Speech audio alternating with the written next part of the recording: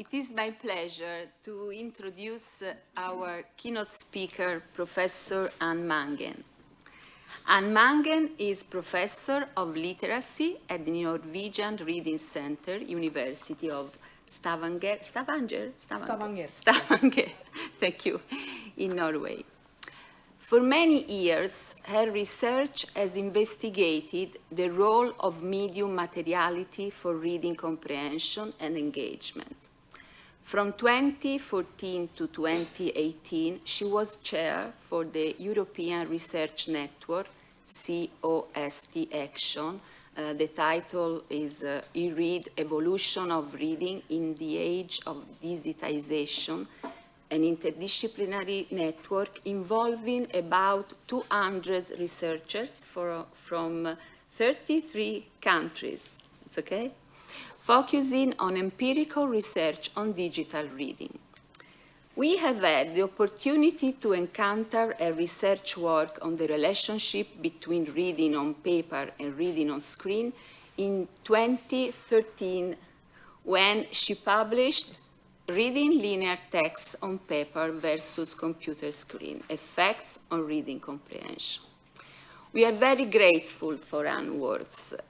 For many years, there have been discussions between those whom Umberto Eco called apocalyptics, and those he called integrated in Italy. Do you know the expressions that he used? Between those who uphold tradition and those who are moving towards digital innovation with confidence. Professor Mangen asked questions about the effects of change with a scientific attitude, also making us reflect on reading as a complex act involving a series of dimensions: ergonomic, perceptive, cognitive, emotional, phenomenological, socio-cultural. I'm very happy she is here today. We are happy to listen to Professor Mangen in a context where the new forms of the textbook are being discussed in depth yesterday already. I would like to thank Professor Mangen for accepting our invitation, and I welcome her to the floor.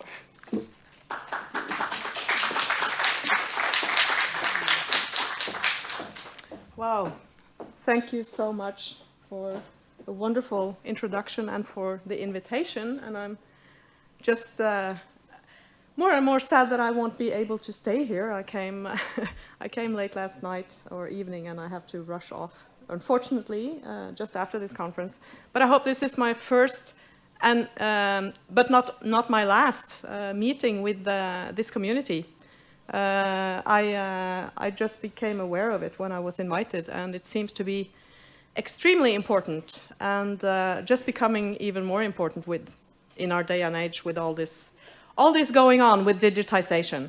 So what I'll be talking about is reading, and I'm going to be narrowing down to a specific type of reading, perhaps, and then I will stress towards the end a focus on materiality, and invite you to think about perhaps perspectives that are not so prevalent and not so well known in this community, such as embodied cognition and the need then for more interdisciplinary research because of digitization. And now I hope this works. It doesn't. Yes? No? Yes, there you go. So, digitization of reading. I'll present some findings from empirical research with real readers from different paradigms and disciplines, experiments and meta-analysis, what we know about the effects of digitization on reading comprehension. I'll go through some findings on preferences for media and technologies in study reading among younger students and older students or adults. And then I will be ending, hopefully on time, but that is one of my weaknesses, I tend to talk too much. We'll see how that goes. End with a call for more interdisciplinary research, inspired by what's called 4E cognition, or embodied cognition for short, and focusing on, or the awareness of how reading is multisensory, and it entails a material engagement with a substrate or a device. So that's the program. Hopefully I'll get through it all, and hopefully you'll hear me well, both here and around digitally. There.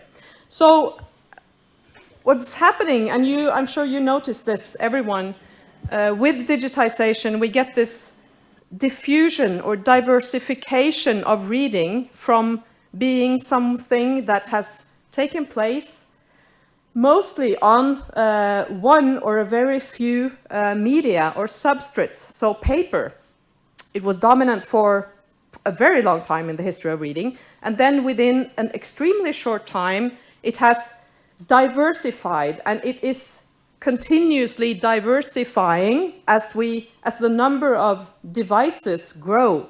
And these devices, these technologies, these digital platforms, they all have their affordances. They have an interface with, which makes some aspects of the engagement perhaps easier and more fluent, whereas it makes others more difficult. And those factors, those aspects, they have an impact on reading. And that's where I want to, that's where I'm kind of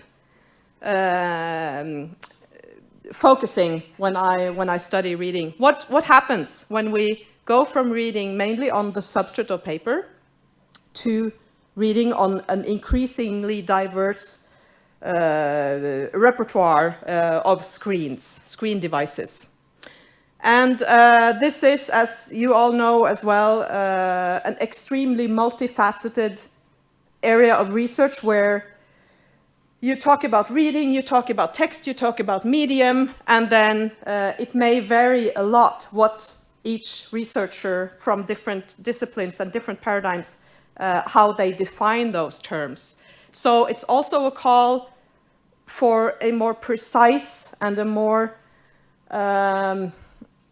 precise and clarifying terminology whenever we talk about reading. What types of reading do we talk about? Is it linear, consequential, sequential reading of linear texts, or is it multimodal reading? Is it hypertext? Is it multimedia, etc.? So there are a lot of nuances and a lot of precisions that are not necessarily made, that there is now an increasing need to be aware of in this whole discourse and debate and scholarly discourse. So with digitization, I will say it has impacted the field. I have the impression that there is an increased focus now on multimodality and multimedia reading, because that's what digital technologies afford. There is an increasing focus, at least in the field of literacy and pedagogy that I know best. There is a lot of research on multiple text reading, critical reading across sources, critical reading or reading as problem solving across texts and media. And there is kind of a slide where reading as a term is being, if not replaced, so at least there is very often talk about literacy, and with or without some kind of descriptive label ahead of it. So critical literacy, multiliteracies, media literacy, sensory literacies, disciplinary, that it has become, there's a long list now of different types of literacy. Which is not a bad thing, that's not what I'm saying, but one implication of this, and I think we see it now in research as well as in the discourse, and it's something that we need to be aware of, I think, is that it does entail a downplay of important distinctions between modalities, between media, between different types of text, and between what processes are entailed in reading and what outcomes of reading are we talking about.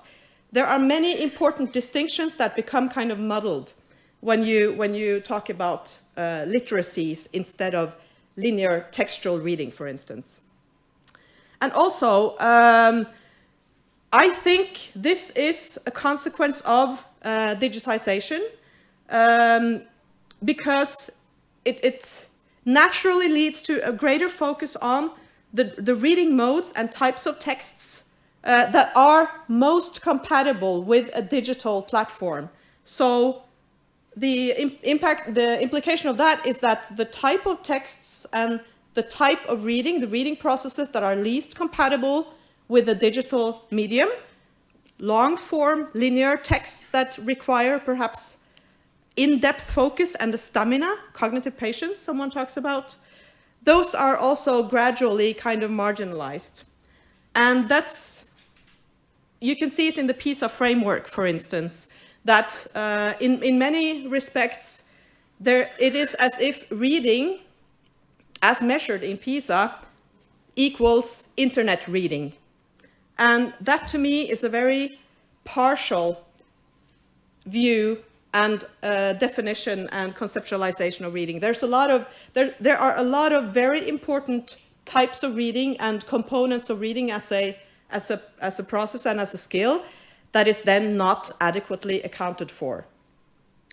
And that is the motivation behind my own very narrow approach and privileging the type of reading which is least compatible perhaps with the screen, and that is the long form reading of linear texts, where the texts may look identical across substrates. I talk about substrates, that means paper as a substrate, cardboard as a substrate, chalkboard as a substrate, and then different types of screens as substrates for reading.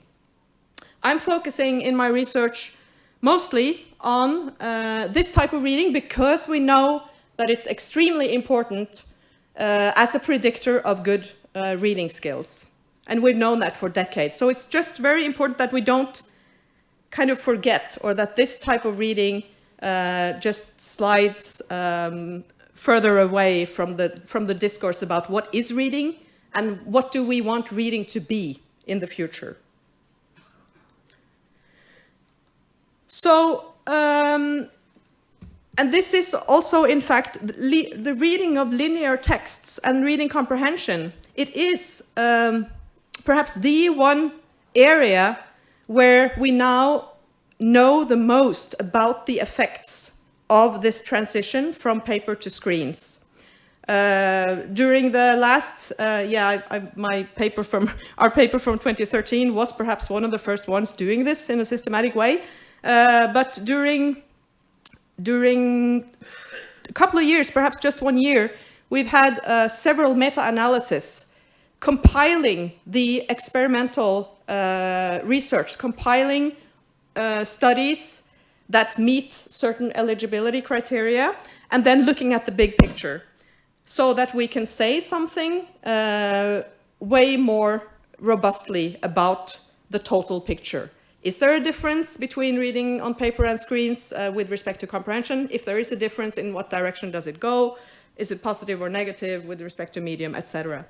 And during a fairly short period of time, we got 3 of these meta-analyses and a couple of reviews too, and there are probably more and more fine-tuned coming, which is very good.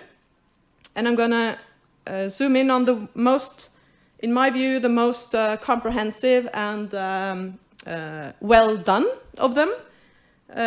It's from 2018, Delgado et al. Many of you probably know it. It's called Don't Throw Away Your Printed Books. I'm sure some of you have quoted it as well.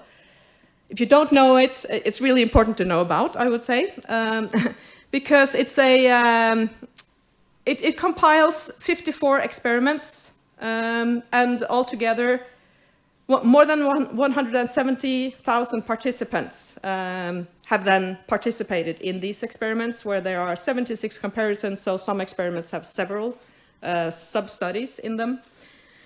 Participants from 18 countries, and publication year between 2000 and 2017. And they also control for a publication bias, which is quite important because, and in that is that if you run a study and you don't find any effect, you're less likely to be published. So there may be a bias in only going through the published studies. So that gives strength to their findings, also that part. And they find that there is a significant overall effect of medium, which indicates then, across all these studies, better reading outcomes, so better reading comprehension for reading on paper for informational texts.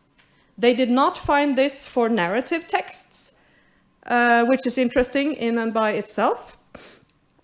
They argue that this may have to do with the fact that informational texts are usually more complex. That is certainly something that can be discussed. My own field, literary studies, for instance, we would probably argue that it's often the opposite way. So it depends. It will depend.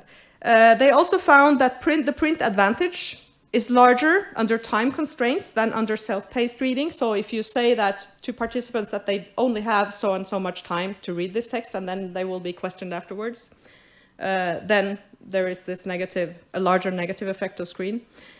Scrolling results in a significant digital disadvantage. We've known that for a while from studies in cognitive psychology and information processing. And interestingly and importantly, they found that the advantage of paper increased over these years of publication. So between 2000 and 2017, the effect size had grown rather than diminished, which puts the claims about digital natives becoming more proficient with reading in a rather it kind of undermines those claims, and I guess it corroborates the impression that that is a myth that we should stop talking about, or at least we should be careful with what we assume that the younger generation are capable of doing, and that they kind of by default are better digital readers than print readers. The empirical research tells us another story that we need to listen to. So the conclusions in Delgado et al. Is that digital environments seem less conducive to fostering deep comprehension. Paper-based reading yields a larger advantage in situations demanding increased mental effort, and that's also one of my key focus areas now. There seems to be a lot going on with students' ability for sustained attention and engagement with cognitively complex tasks, which is something that we need to take very seriously from whatever discipline we come from. Reading under time pressure and reading more complex informational text. So I'd say this is a really, really good start of beginning to map that picture. What is happening to reading comprehension when we move from paper to screens? What aspects of reading is affected? How much and why? And of course, why is difficult, but they have a couple of good hypotheses that you may also have heard about, and I know some other studies here are referring to them. One is the shallowing hypothesis, saying that the more we read on screen, the more skimming and scanning we do, and this mode of attending kind of superficially to whatever material we read, it bleeds over. That's Marianne Wolf's term.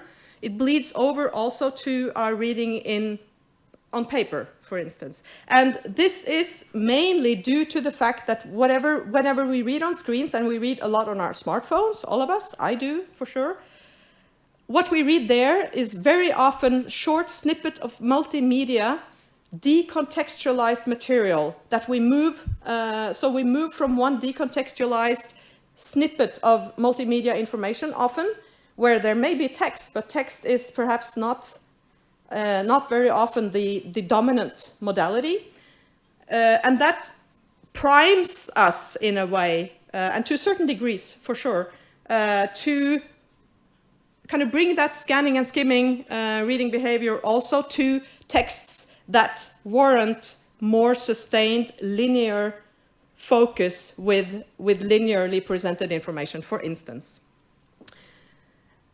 that's one hypothesis, and then now there are experiments coming out where they try to pin down even more precisely what are the underlying mechanisms behind these two changes. And the other one is the metacognitive deficit hypothesis, where experiments show also that we are literally as well as cognitively, we are less in touch with our reading when we read on screens, which is in fact also one of my main interests, our haptic engagement with the medium. I'll come to that later. Hopefully there's time. And we also tend to overestimate our comprehension on screens, and this has been shown in experiments also with younger readers, and it's really certainly something that we need to be aware of in the educational field. Participants, students, may be allocating less time to read something on a screen, while at the same time having the impression that it's read well enough so that you perform adequately well or optimally on a subsequent test. And then experiments show that, in fact, your performance is worse compared to those having read it on paper, who spent an adequate amount of time, and they were also more precise in predicting their own performance. That's a very interesting and very important field of study, metacognition.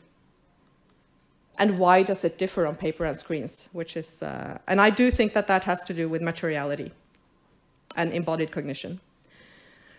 So these experiments, few of them have been done with the younger students. So they're typically done with psychology students, which is a convenience sample. They're done in psychology labs, and they have access to psychology students. So they cannot tell us necessarily much about what goes on or how does this picture look with younger readers. Therefore, together with my dear colleague in Stavanger, Hildegunn Støle, who sits there, and Knut Schrippert at the University of Hamburg in Germany, we did a so-called mode effect study, and there are a few of you presenting mode effect studies at this conference, which I'm very happy to hear. We wanted to compare fifth graders, 10-year-olds, reading a largely linear text on paper and screens, and then measuring their reading comprehension. And we could do this because we were piloting candidates for the national reading assessments in Norway that we were developing at that time at the Reading Center. So this is a test which tests general reading comprehension. It's not a test of digital reading per se. It's not a test of paper reading per se, but it's the general reading comprehension test. So we did develop two versions of a comparable reading test. We had two booklets, booklet A and booklet B, consisting of 5 different texts with multiple choice questions assessing comprehension. We also had some open questions, but I'm not going to go into those here. So this is a very classic and validated way of measuring reading comprehension of kind of static linear texts, which could contain some graphics and tables, etc. And in order to see, as you may know, whether there is an effect, you need a certain design, and you need randomization.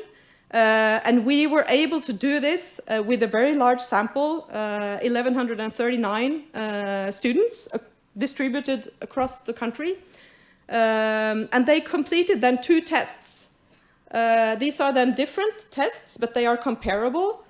And they took one on paper, in a booklet form on paper, and they took the other one on a screen, mainly a laptop screen, but some may have done it also on a tablet. I think we have the data on that, but we haven't looked into it yet, right? I think. Okay, we never got them. Right. We need to ask again, I guess. And with some fantastic help from the teachers and from staff at the Reading Center, we were able to have the randomization in class. So the teachers did an awesome job. so that we could counterbalance both which booklet they took first, and who took booklet A first, and who took what test first digitally and on paper. You need to do that also to fulfill the requirements for an effect study like this. And this is what we found, and this is published, so this is just going to be a very brief glimpse to give you the highlights. We found that on average, students across all the skill levels, so the poorer students, that you see, this is not easy to read, but this is level 1 here, and then level 2, and level 3. So those, it's not about struggling readers, but those scoring the lowest on reading comprehension. So the lowest 25 percentile, and then the middle 50, and then the highest 25 percentile. And we saw that across all these levels, for poorer comprehenders and for good comprehenders, there was a screen disadvantage. And the screen disadvantage was also significant for both genders, so no difference with respect to boys or girls. And the largest difference in favor of paper was up here. Oh, sorry.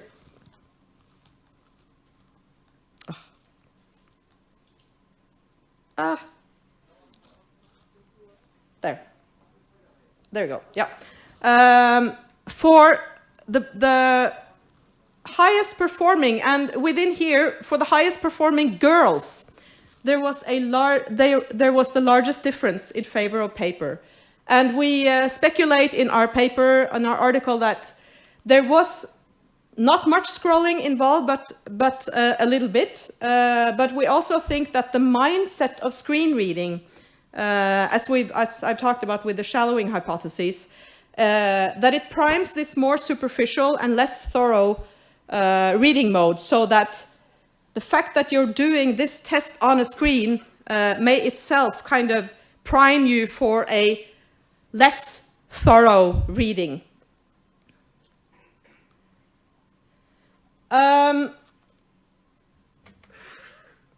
Okay. So these are, I think, very important studies and important types of research, but there are shortcomings, of course. There are shortcomings of all types of research, all types of studies, whatever methodology and paradigm. Some of the shortcomings of the types of studies that I've mentioned now is that the texts are often short. The texts are often, or at least sometimes, created specifically for the study. They are often adapted to fit the medium or the mode, so they're not naturalistic texts. And then the screen condition is most often still, I think, laptop computer, but more and more often now tablet, iPad. There are fewer studies with e-readers, dedicated e-readers, and there are fewer studies, although it's coming, of course, with smartphones. So these are just things to keep in mind when thinking towards the need for interdisciplinarity and the need for a multi-method research. And of more conceptual or theoretical and methodological aspects, reading in these types of studies and this kind of research is considered a cognitive process. It's something that happens in our, if not in our brains, then at least it's something mental, psychological. It's something visual. There is nothing about the other senses involved in reading, so touch, haptics, posture, material engagement, ergonomics, the dimensions that was mentioned in the introduction. The texts are short. The measures are administered after reading, so it's a post hoc measure with the bias inherent in that. And left unaddressed in such research is the multisensory and effective embodied aspects of reading, the experiential aspects of reading, perhaps particularly interesting and relevant for literary reading, and the effect of medium on long-form reading of authentic texts in naturalistic settings, which is, of course, very difficult to do. But I think we need to be aware of the limitations of whatever method and whatever paradigm we apply in this field. And then we need to seek together to set the stage for more interdisciplinary and multi-method research. I'm going to go very quickly through, try to go quickly, through another type of studies and research that we have quite a lot. It's about student preferences, and perhaps you know some of this. First, in higher education, where you may know about this study, those of you who are into higher education reading. The ARFIS study, I forgot now what the acronym stands for, but it's by Diane Mizrachi and colleagues in the US. They did a large international academic reading format preferences and behaviors survey, where they had more than 10,000 university students from 21 countries, and so this is higher education. And their findings in general was that 78% of these students across faculties, so science, engineering, social sciences, humanities, health, 78% reported that they prefer print for study reading. 82% said they focus best. They feel that they focus better with print than with digital reading. And 72% said that they have the impression that they remember best when they read on print rather than on a digital screen. And perhaps it's not surprising that much, but it's nice to have it with those large numbers and to have such a large international study. As kind of a very smaller explorative follow-up, I did a study with Naomi Barron, who is, I think, perhaps the most knowledgeable scholar today about digitization and reading. You may know her book or her books. She's written several. The most recent one came last year. It's called How We Read Now. Effective Strategies for Print, Screen, and Audio, I think is the title. And her book before that, Words on Screen, really set the standard. These are really book-length reviews of this area. So if you're interested in and want to know more about print versus digital reading, those are the sources to go to, I would say. And I've had the privilege to know her and to work with her now for a few years. And we did a very small explorative study because one of her interests is what's happening with reading in higher education from the faculty perspective. How do the professors in humanities and reading intensive disciplines have their assignments changed? Have their perceptions of students reading changed over the last 5-10 years, perhaps, due to digitization? So we conducted this study. It's also published last year, The Decline of Long Form, we call it long form, in higher education, where we asked faculty about their assignments and perceptions about student reading of short long form, medium long form, and then we focus on long form, which is really textbooks and novels. And we got some of their impressions on these. So this is a survey and an interview study done in Norway and in the US. How much reading are they assigning? How much of the assigned reading do they think their students are doing? Have they changed their assignments in recent years? And do they believe that digital technology is a factor in student reading? And just to sum up very briefly, you can read it in Poetics today. Their long-form reading assignments in higher education are declining, partly in response to students not doing the reading, is what we hear from the faculty.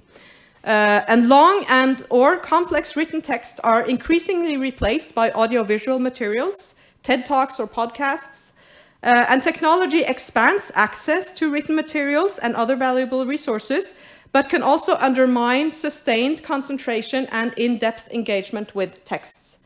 This is what faculty told us. And then another study that we now are carrying out the analysis of the data, where I worked with Naomi Barron again, and also with Kim Tayo Dickerson, who's a university librarian at the International School in Amsterdam, and Professor Frank Hakemüller, who is in Utrecht and also affiliated professor at the Reading Center.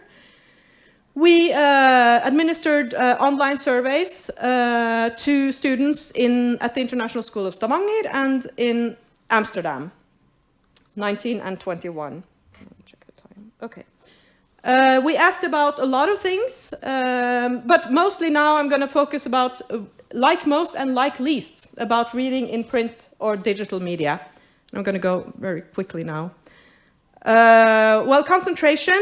In Stavanger, we heard that 85% of the students responded that they concentrated better. They found it easier to concentrate when they read print, not digital.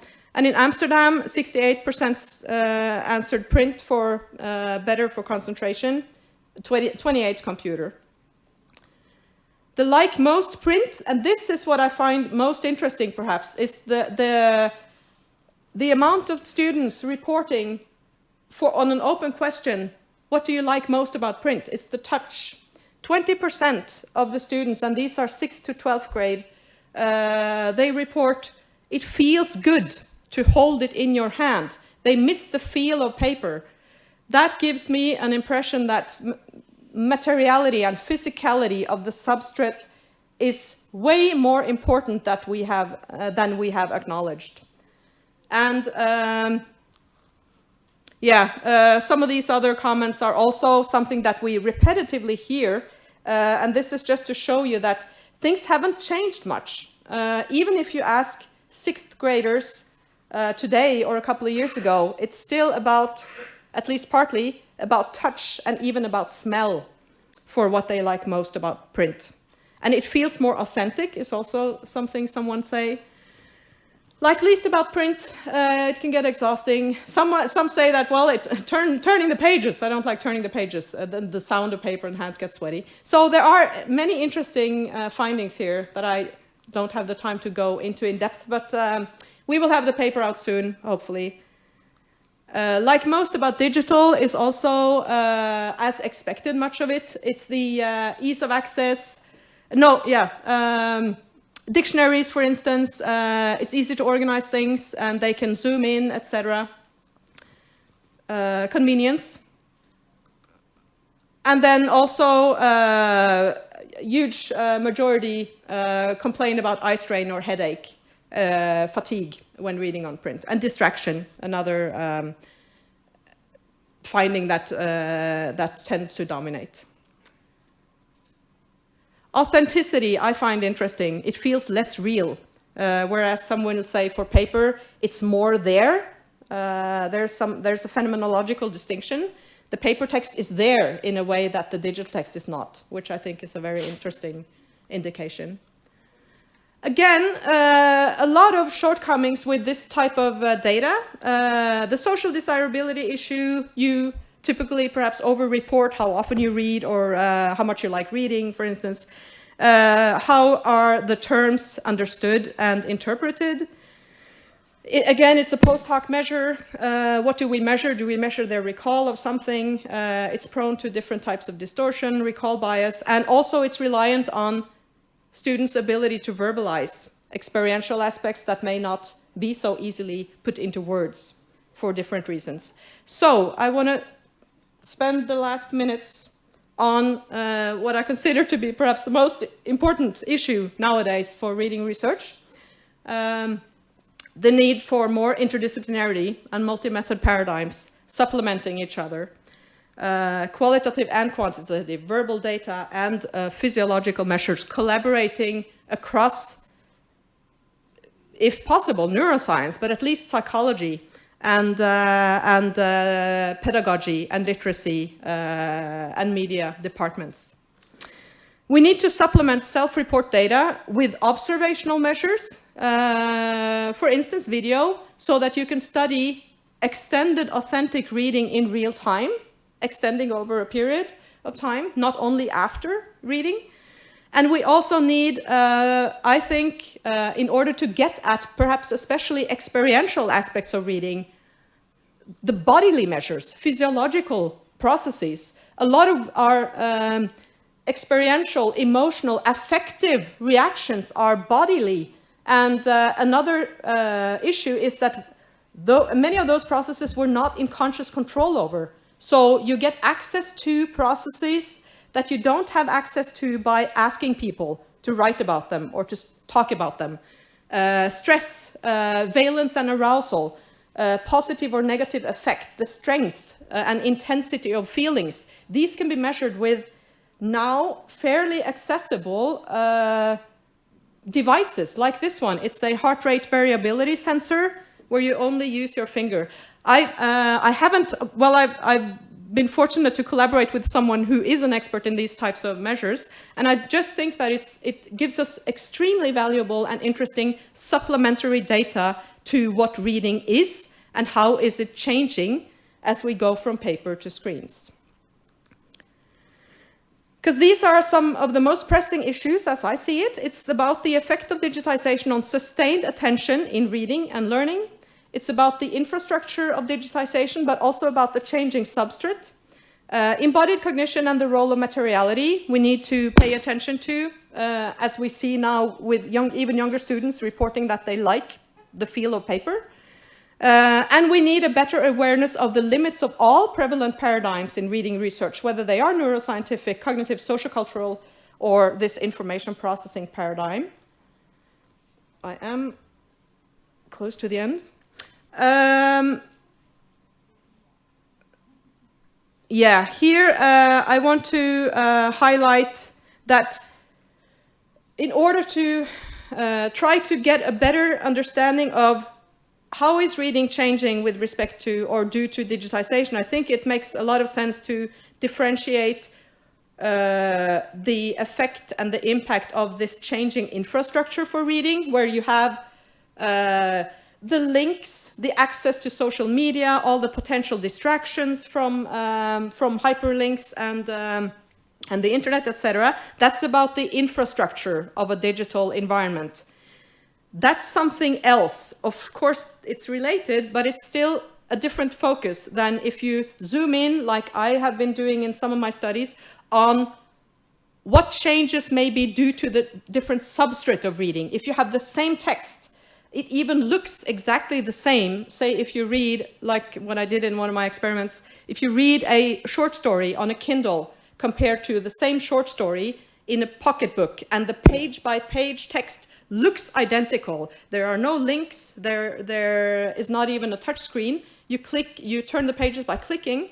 If there are then any differences in the reading experience, that is not due to the infrastructure of the digital device, that must be due to the substrate. And since the texts are visually identical, it must have to do with some other sensory modality, for instance, the haptics or the tactile feedback. Again, the feel of paper and the thickness and heft of a book of 200 pages, differently from a Kindle, which is this thick, no matter whether you read Dostoevsky or a poem on it. So we need a better awareness and more differentiation of, or disentangling of the factors that go into this whole big bag of screen versus digital. So the role of haptic and tactile feedback, as some of you know, those are two of my babies, I guess, I can say.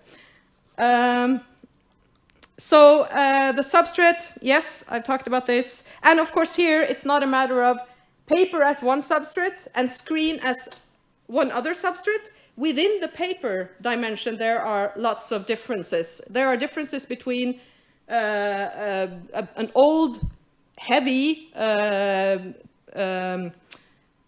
leather-bound book versus a lightweight pocketbook with crappy fonts on the one hand, and within screens, of course, we have an increasing variety of screens differing with respect to luminance and legibility issues and visual ergonomics and size and weight and a lot of other technical issues. So we need to go down and to be more precise than talking about paper versus screens. What types of paper and print media, what types of screen media are we talking about? And then do comparisons accordingly.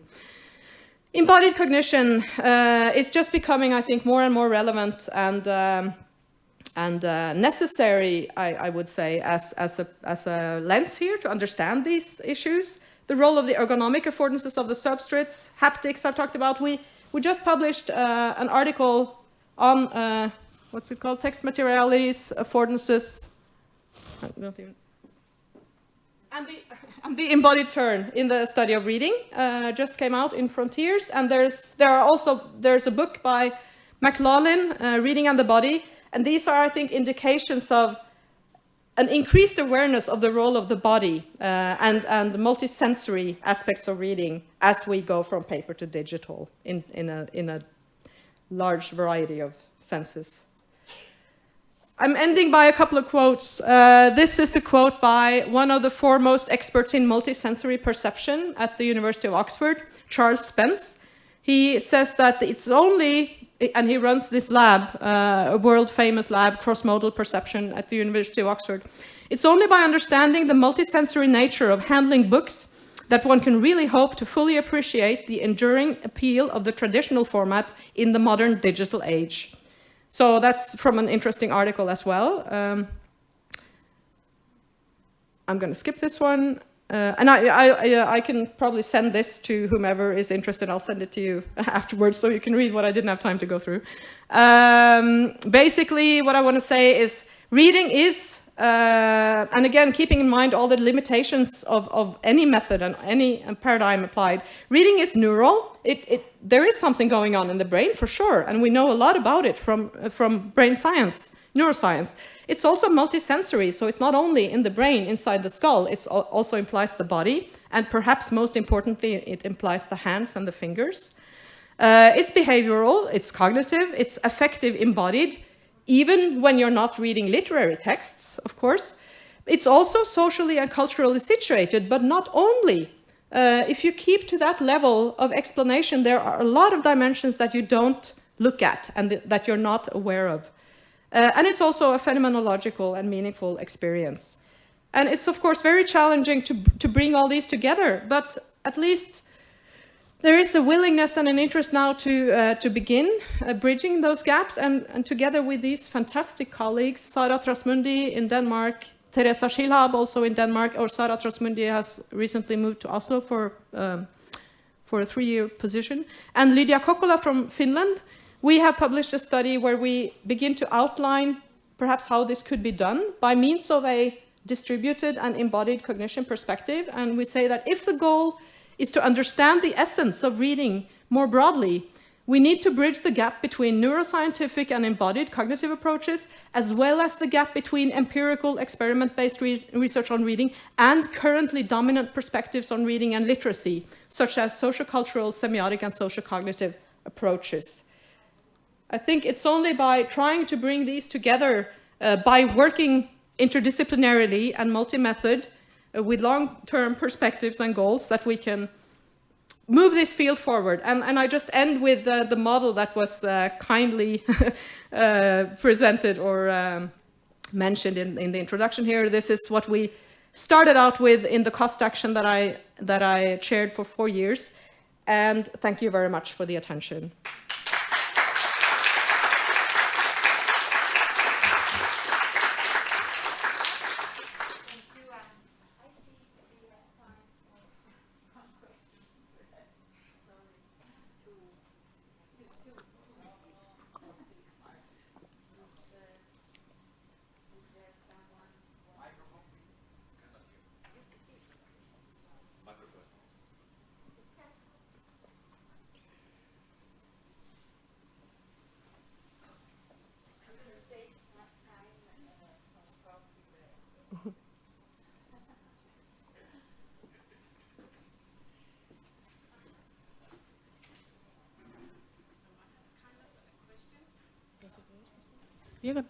Okay. I once, some years ago, I saw a teacher in grade, I think 1 through 5 in the US, who returned to text roles because he said that these young students, they had a difficulty in combining information from one page to another when they read informational texts. So she started using the text roles where you could see all the pages alongside. So I was thinking that when we went from text roles to paper books, I think maybe there was a disadvantage in that too, but we actually got used to reading in books. Now we have to get used to reading in other medias and tablets and computers. So it's a kind of question. Do you think that maybe in 50 or 100 years we have gotten used to reading digital texts instead of paper-based texts? Is it possible? I don't know. And if not, do you think we will carry on reading on screen if it's actually a very large or big disadvantage for us? So I know you can't answer these questions, but you might. Yeah, no, those are great questions. Thank you. And I'm not sure if I can answer them. For sure I cannot answer what will happen in 100 years. But, and I didn't know about this thing in the US, so that was very interesting. Thank you. There is one difference though, and one is that in those two examples, or those two exemplifications, the text is there physically in both the versions. One is distributed like this, and another is distributed like this. But the access to the entirety of the text is physical, nonetheless. Digitally, your access is limited to that one window screen, and the rest of the text is not there. It's visible virtually, for instance, by any type of visual indicator saying, oh, now you're here and you have so much left to go, or like visual indicators of the entirety of the text. But that is rendered visually, and the fact that it's rendered visually tends to have a larger strain cognitively, because it becomes more information to handle just visually, whereas if you have it physically, the physicality offloads some of that information to your brain. So it's kind of an intersensory collaboration between the senses. And about the habit question,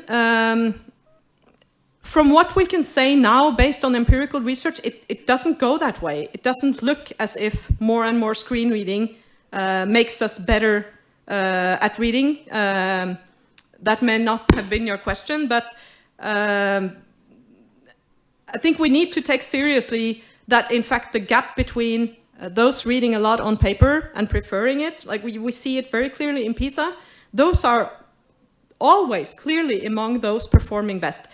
Another issue which is related, and which is one of my, if not worries, then at least something that we should also be aware of, I think, is then, okay, PISA measures reading this way, then we need to redefine what we mean by reading. And that's what I meant or alluded to in my presentation. Then the tendency will just increasingly be that what we consider to be reading is less and less the reading of books or the reading of long-form texts. So this is a complex issue. And the question was, another question was whether, if it's so disadvantaged, if we will continue to read anyway. Well, I think indications of that you see now that the print books, the sale of print books is not going down. People continue to buy print books. It's difficult to interpret these kinds of statistics because they vary across a lot of dimensions.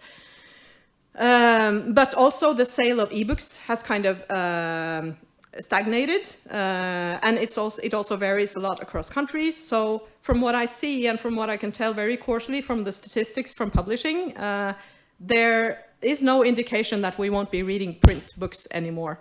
At least now in the, of course that will depend on what type of reading do you talk about. Is it novels? Is it crime fiction? Is it etc.?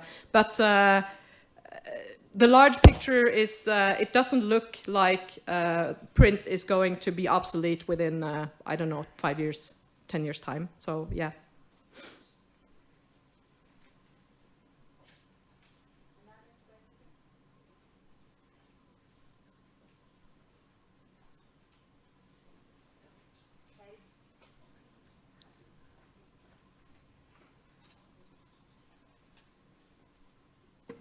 Thank you very much for your presentation. I will have to send that to the French Ministry of Education.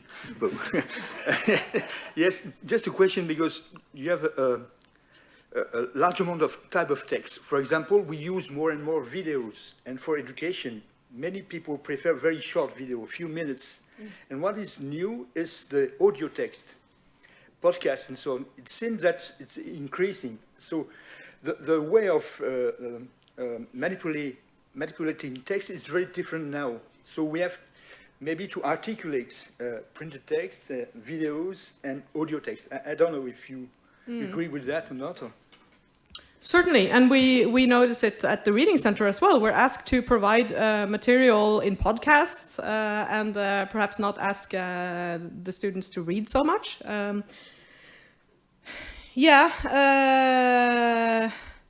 I have my reflections on that. I think there is something to say about complexity and about the need to maintain and train students' ability to meet complex material. And not to say that complexity can only be expressed in written words, but it's going to, though the different modalities, and you know all about this, the different modalities provide different possibilities and constraints with respect to both the type of information they can present and the type and perhaps also degree of complexity that they can provide. And we need training in all of them, also textual complexity. So I do think it's worrying that we hear about, well, that we find what we find with faculty in philosophy and literary studies and history, where they look for audiovisual material instead of textbooks, and that for so many purposes we need to break down and present in bullet points and highlights information that cannot necessarily be condensed and adequately presented that way. So complexity and endurance and cognitive stamina, I think, are some assets that we should be increasingly aware of now, I think, that are under pressure. Okay. Can I ask?